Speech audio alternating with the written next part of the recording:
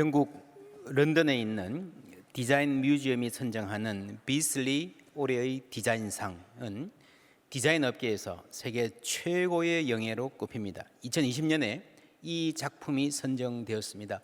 한쪽은 미국이고 반대쪽은 멕시코입니다. 멕시코로부터 넘어오는 이민들을 막기 위해서 담을 쌓자 미국 내에서도 상당히 논란이 있다가 감행했는데, 그래서 막힌 담을 사이에 두고 사람들이 이런 시소를 만들었습니다. 이쪽과 저쪽에서 와서 시소를 타면서 함께 소통하기 시작합니다. 이 시소 이야기가 입소문을 타고 세계적인 뉴스가 되었습니다.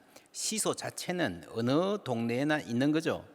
디자인적으로 보면 굉장히 간단한 구조물입니다. 사실 이 비슬리 올해의 디자인상은요, 아주 뛰어나고 미학적 가치가 있는 디자인을 인정해주는 상입니다. 이때 가장 강력한 경쟁자가 2020년에 한국 영화 기생충에 나오는 세트장, 그때 굉장히 이렇게 부자 저택의 응접실이 세계적으로 유명했거든요. 그게 경쟁작이었습니다. 그만큼 이렇게 탁월한 시각적 매력을 갖춘 작품들과 경쟁해서 다 물리치고 이렇게 단순한 디자인이 최고의 상으로 선정되었다는 것은 여기에 담긴 평화의 상상력을 세계인들이 높이 샀다라는 말일 것입니다. 사람들이 이렇게 저렇게 땅 위에 금을 그어놓고 네 땅이다 내 땅이다 나눠져 살지만 그 사람들 다 마음속에는 서로 미워하고 전쟁하고 살지만, 그래도 그 사람들 마음의 깊은 곳에는 자유롭게 왕래하면서 시소 타는 친구로 살고 싶은 마음이 있다는 말일 것입니다. 평화, 모두가 바라지만 아직 이루지 못하고 있는 꿈입니다. 시소란 나의 몸무게와 움직임이 상대방에 그대로 전달되는, 붙어있지는 않지만 멀지만 서로 연결될 수 있는 관계를 보여주는 은유입니다. 누구도 언제나 위에 있을 수 없죠. 또 누구도 언제나 끝까지 아래에 있지 않습니다. 올라갔다 내려갔다, 그렇죠.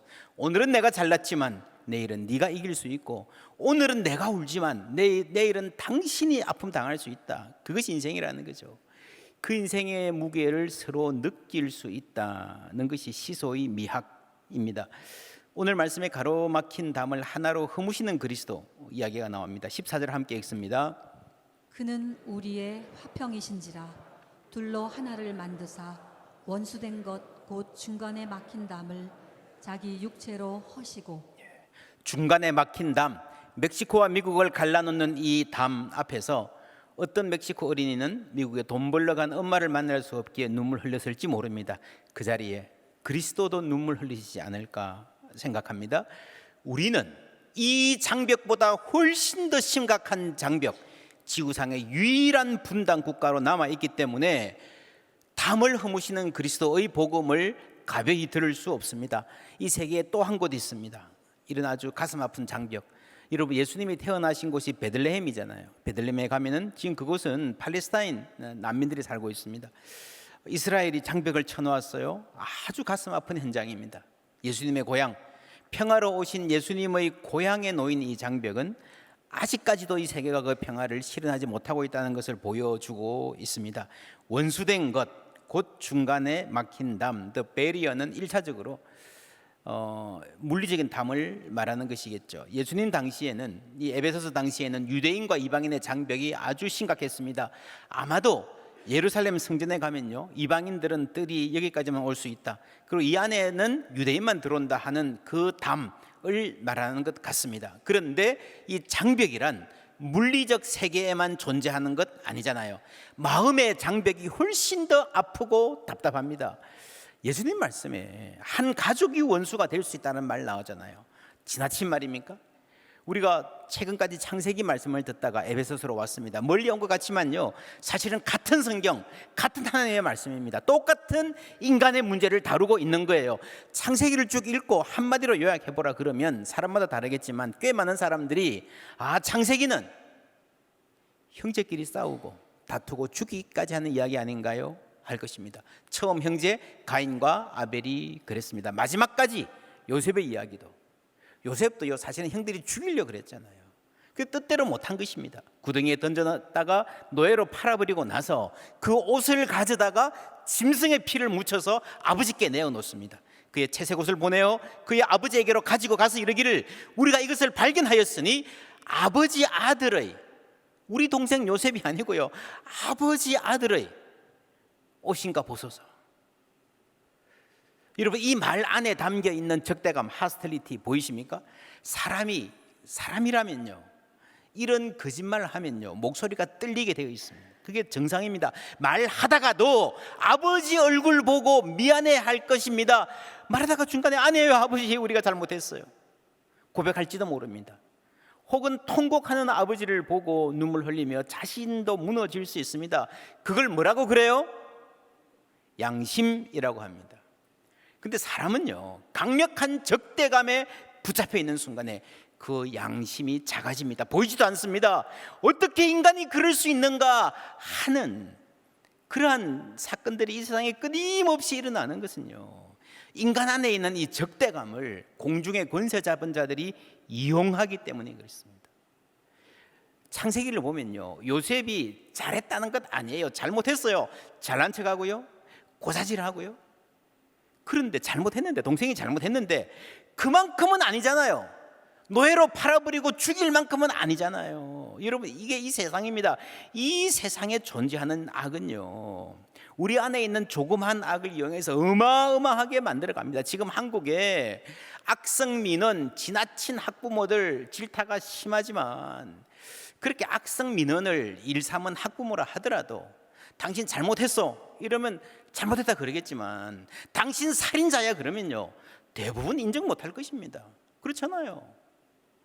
자기들도 억울할 거예요. 내가 잘못했지만 그만큼은 아니라는 거예요. 여러분, 이게 세상입니다. 이게 공중의 권세 잡은 자가 우리가 그냥 살도록 내버려두지 않는다는 거예요.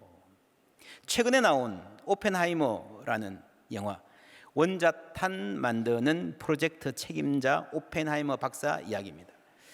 이분은 원자탄을 만들면서요, 나름대로 합리화합니다. 이 원자탄이라는 걸 만들어 놓으면 이게 파괴력이 너무 어마어마하니까 이제 사람들이 더 이상 전쟁하려 하지 않을 거야, 평화의 도구가 될 거야 라고 생각했습니다. 그래서 만든 폭탄이 일본 두 도시에 엄청난 사람을 살상하는 것을 보고요, 이제 양심의 가책을 느낍니다. 그런데 정부는 불러가지고 더 강한 거 만들어야 되겠습니다, 수소폭탄 만듭시다 그럽니다. 안 됩니다, 큰일 납니다. 반대했더니 너 사상이 의심스럽다, 너 소련 편을 드는 거 아니냐 하면서 공산주의자로 몰아세우고요, 청문회에서 혹독한 검증을 받으면서 갖은 수모를 다당합니다. 이 오펜하이머의 모습에 고뇌하는 양심적인 지식인의 면모가 어느 정도 있는 것은 사실입니다. 그런데 이 영화의 원작이 되었던 소설 제목이요, 아메리칸 프로메테우스입니다. 그리스 신화에서 가져온 말이죠.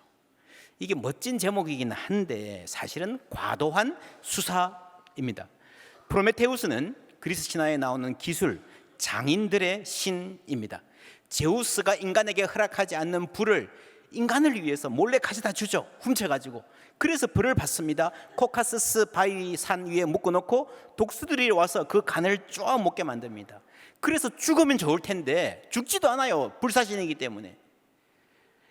간은 계속해서 재생되고 또 산채로 독수리에게 뜯어먹기는 극한의 고통에 잔인한 이야기, 프로메테우스.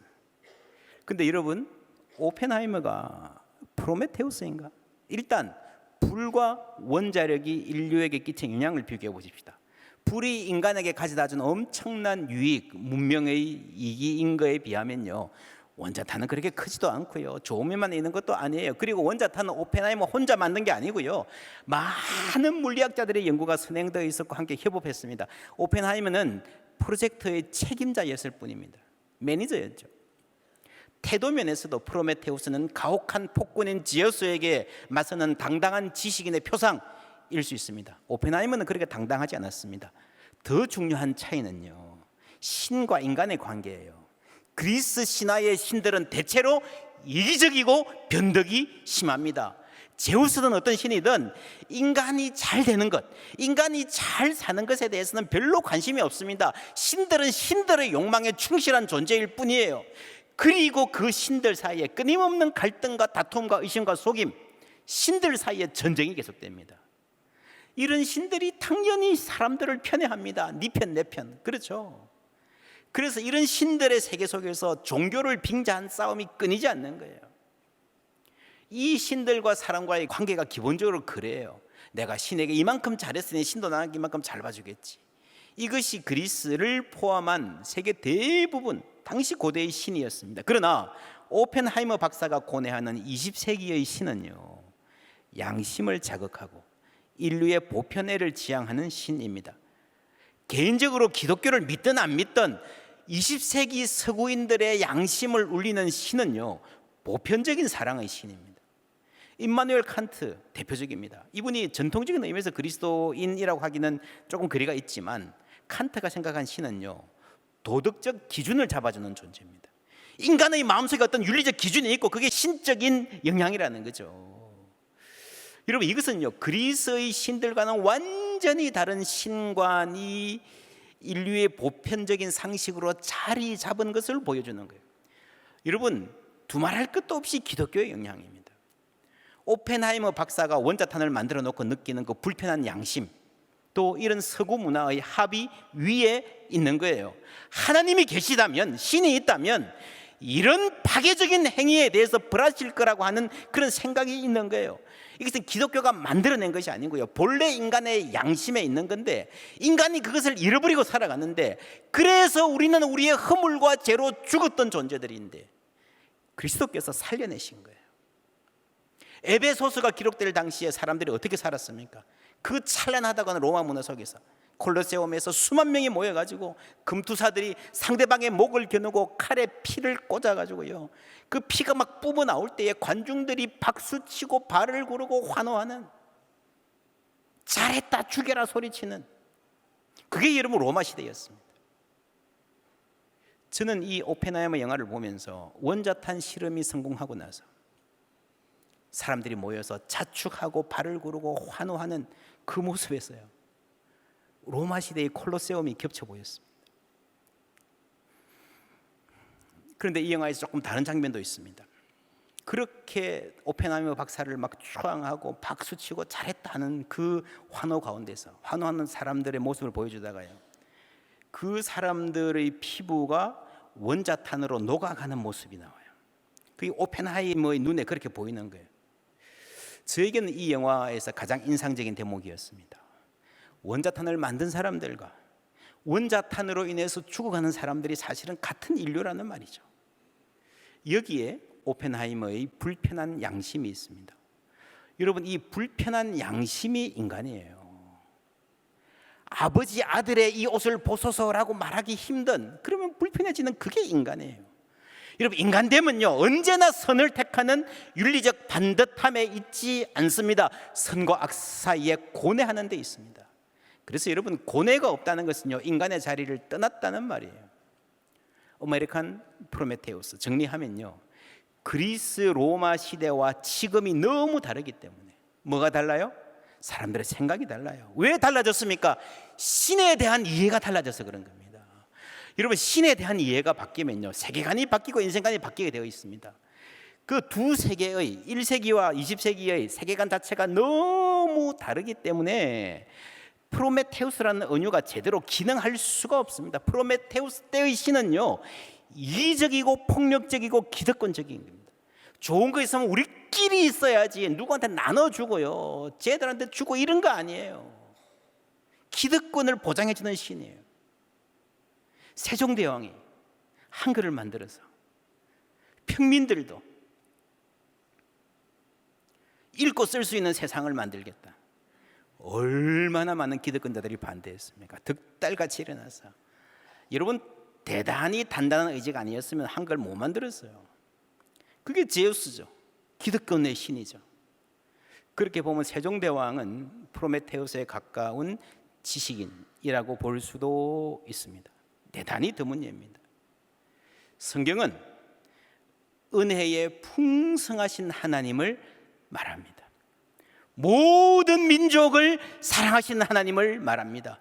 특정 소수뿐 아니라 모든 사람에게, 특별히 가난하고 소외된 약한 이웃들에게 기쁜 소식을 전하는 분이 그리스도이신 줄 믿습니다. 누가복음 4장 읽어보세요. 예수님 나사렛 회당에 서서 자신의 인생의 비전을 말씀하실 때에 주의 성령이 내게 임하셨으니 가난한 자에게 기쁜 소식을 전하게 하려 함이라 하셨습니다. 그래서요, 여러분, 그 하나님을 믿으면요, 마음이 넓어지는 거예요.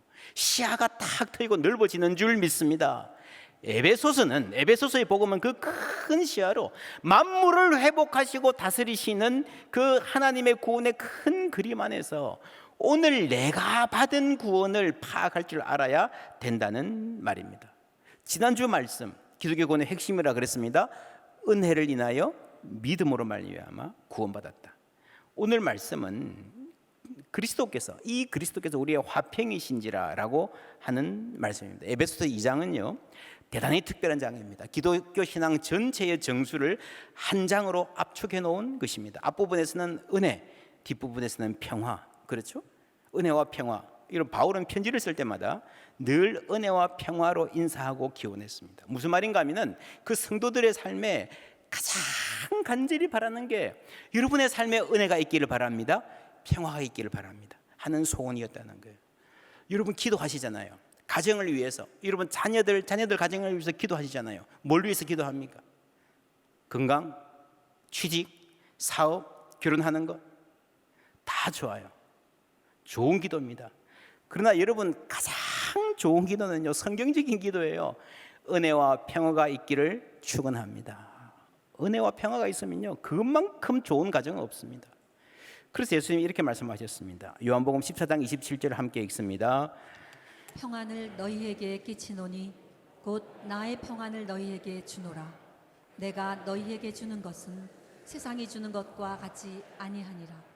너희는 마음에 근심하지도 말고 두려워하지도 말라. 아멘. 예, 샬롬. 세상이 줄 수 있는 것과 같지 않은 샬롬을 너희에게 어떻게 한다고요? 끼치노니. 영어 성경에 보면 live, I will live 돼 있습니다. 남긴다는 거죠. 이건 유산이란 말이에요.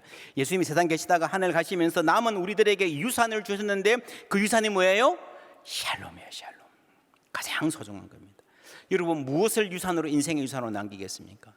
아무리 많이 보따리 싸줘도요, 여러분 샬롬이 없으면요 아무것도 아니에요.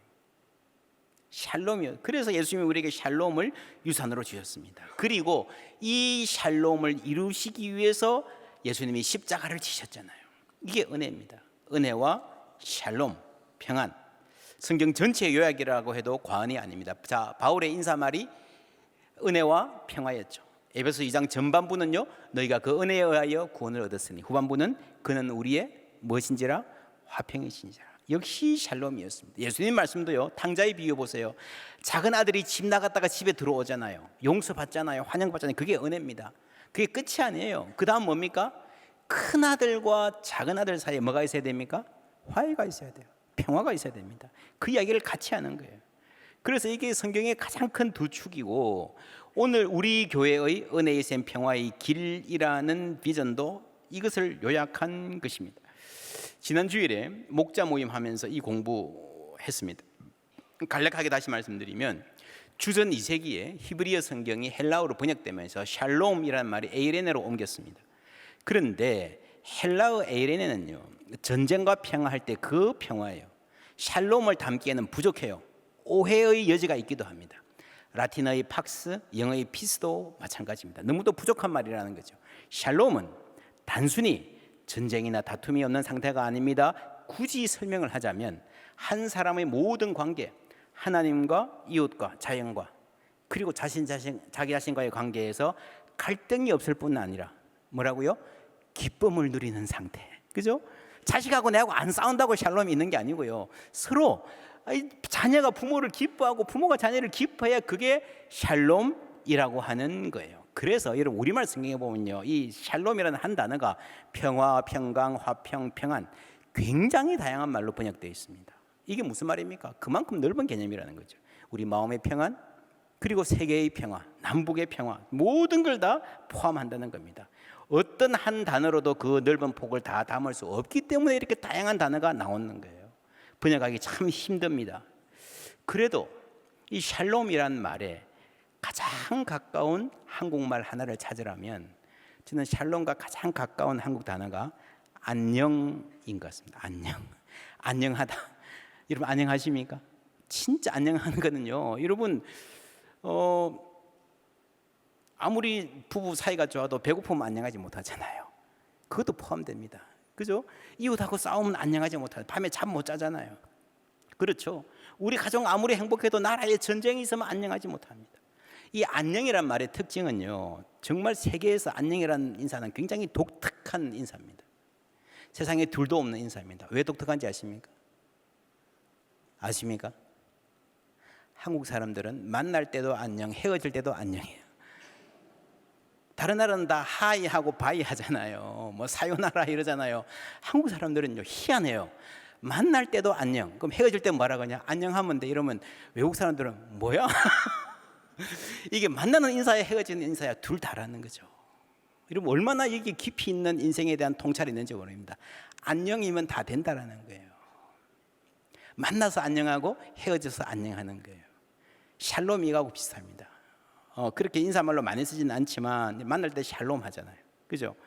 성경에 보면 헤어질 때도요, 평안히 가라, Go in shalom, 이 말이 굉장히 자주 나옵니다. 한국의 안녕과 성경의 샬롬이 굉장히 비슷해요. 그냥 전쟁이 없고 안 싸운다고 샬롬이 아니라 그 안에서 우리가 충만한 복과 기쁨을 누릴 때 그게 샬롬이에요. 여러분 옆에 분에게 한번 인사해 주시겠습니까? 웃는 얼굴로 샬롬, 샬롬, 안녕하십시오. 할렐루야. 예. 이 에베소서가 기록될 당시에 1세기 교회에서 가장 첨예한 갈등은 유대인과 이방인의 갈등이었습니다.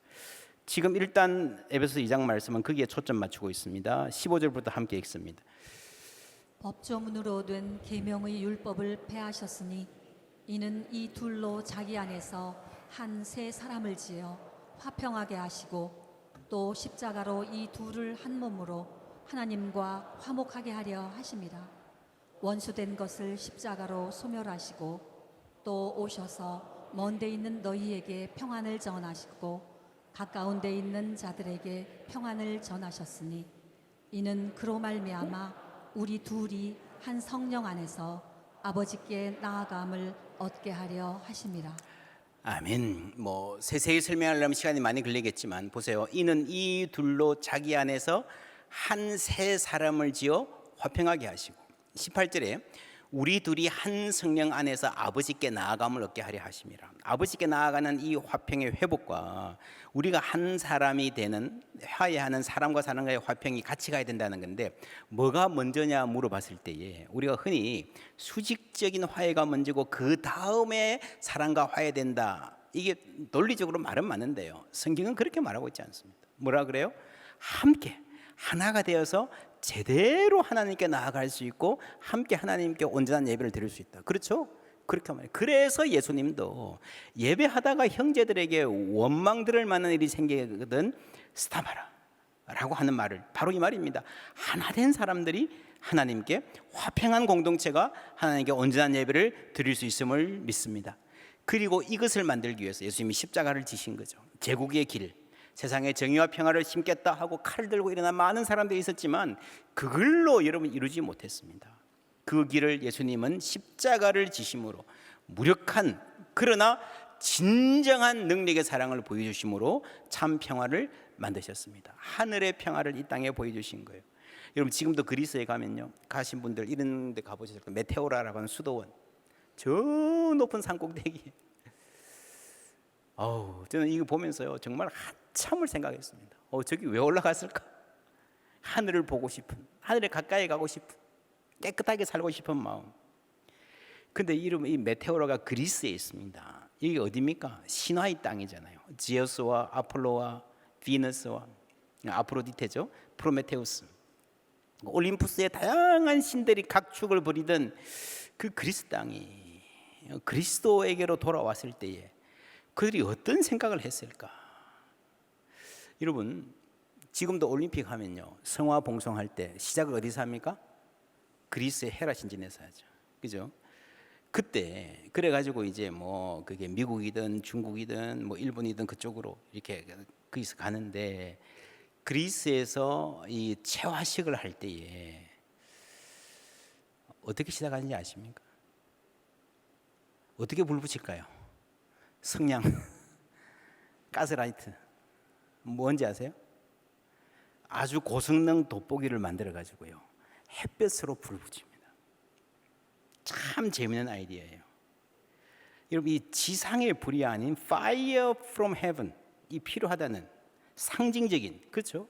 이 올림픽이 뭐예요? 올림픽의 정신이 뭐예요? 평화입니다, 평화.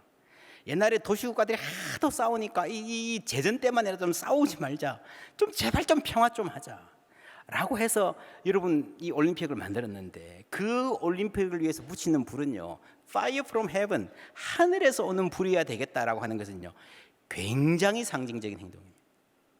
정말 세상을 살리는 평화라면 세상에 속하지 않은 근원이 있어야 되지 않을까.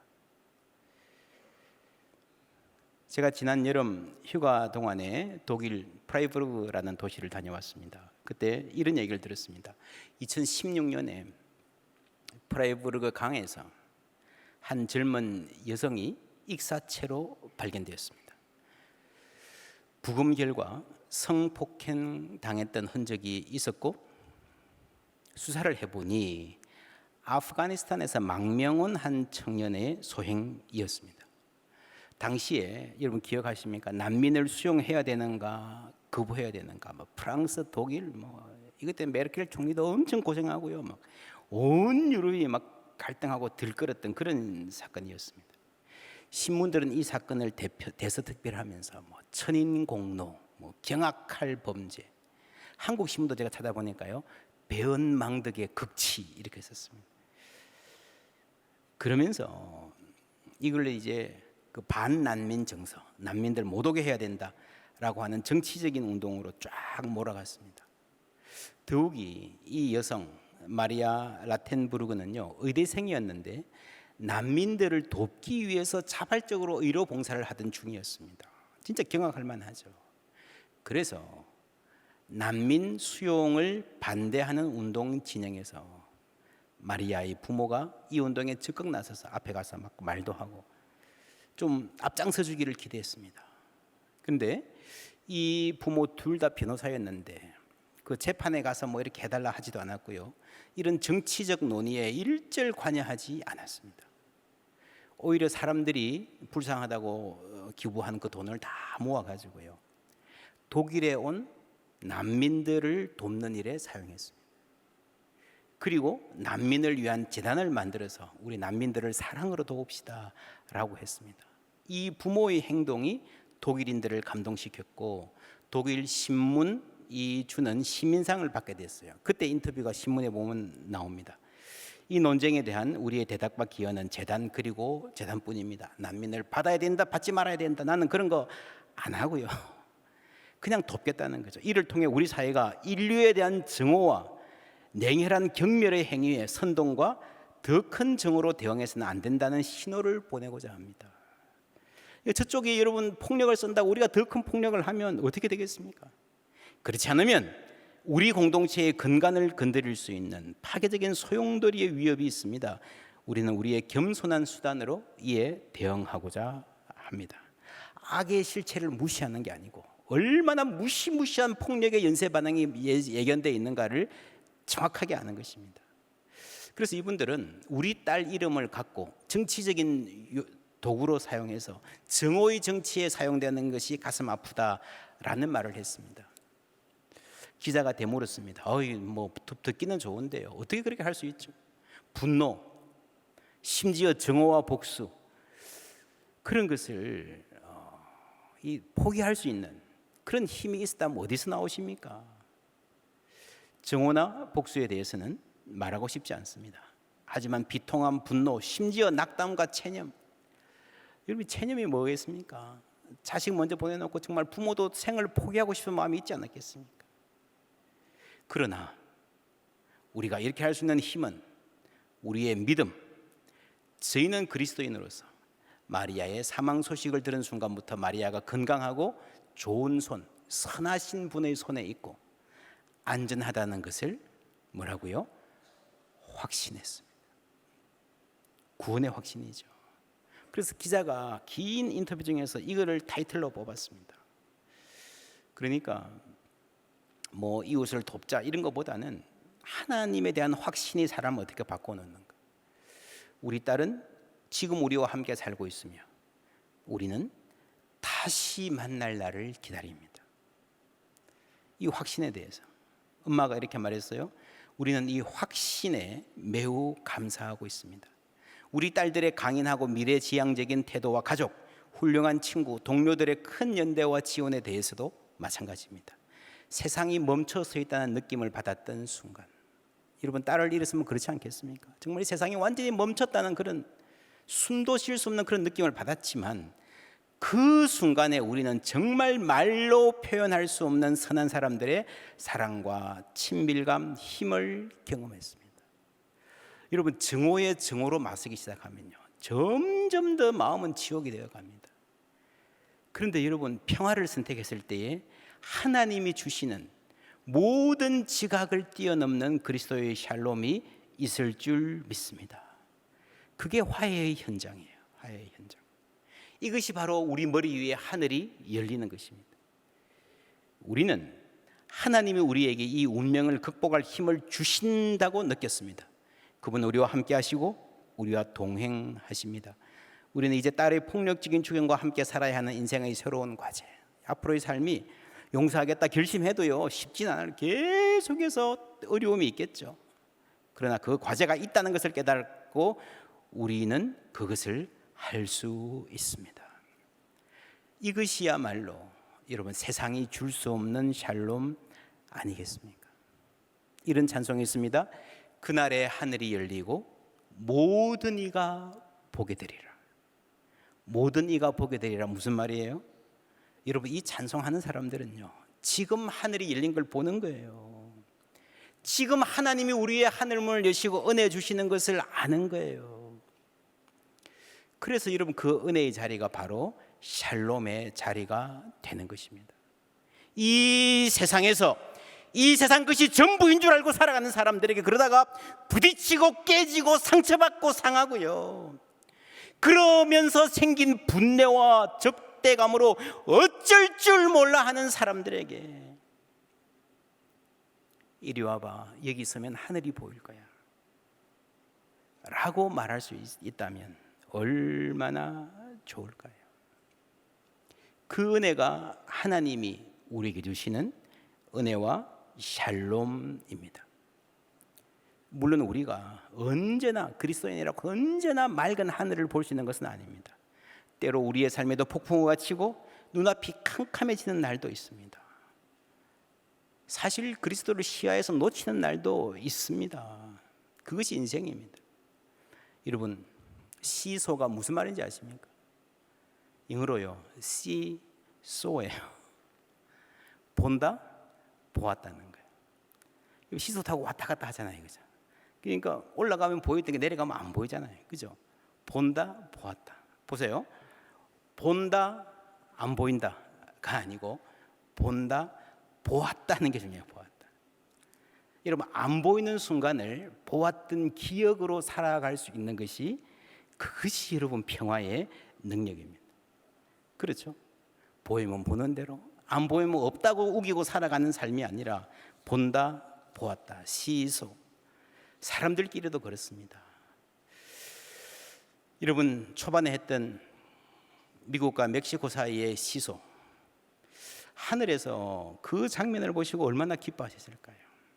또한 장벽을 쌓아가는 인간들 여러분 인간이 장벽을 아무리 쌓아도 몇 미터나 쌓을 수 있을까요? 5m, 10m 하늘에서 보면 아무것도 아니잖아요. 하나님 보시기에는 아무것도 아닌 가지고 금 긋고 네 땅이다 내 땅이라고 싸우고 총질하고 하는 거 하나님이 얼마나 마음 아파하실 거예요. 왜 그럽니까? 내가 옳기 때문이에요. 내가 맞기 때문에 너는 틀리기 때문에. 여러분 기억하십시오. 늘 맞는 사람 없습니다. 시소 보일 때 있고 안 보일 때가 있어요. 오늘은 내가 맞고 내일은 네가 맞는 거예요. 그렇죠? 늘 보는 사람 없습니다. 때로 우리 중에 누군가는 앞이 캄캄해서 아무것도 보이지 않는 삶을 그런 순간을 맞이할 때가 있습니다. 그럴 때 누군가 나에게 하나님의 살아계심을 보여준다면 여러분 그것이 복인 줄 믿습니다. 또 나도 언젠가 내가 보는 하나님 다른 사람에게 비추어 주는 거예요. 우리 다 부족하지만 그렇게 서로 손잡고 위로하며 앞으로 나아갈 때에 우리는 하나님의 은혜를 알 수 있을 뿐 아니라 그 자리에서 하늘의 평안을 누리게 될 줄 믿습니다.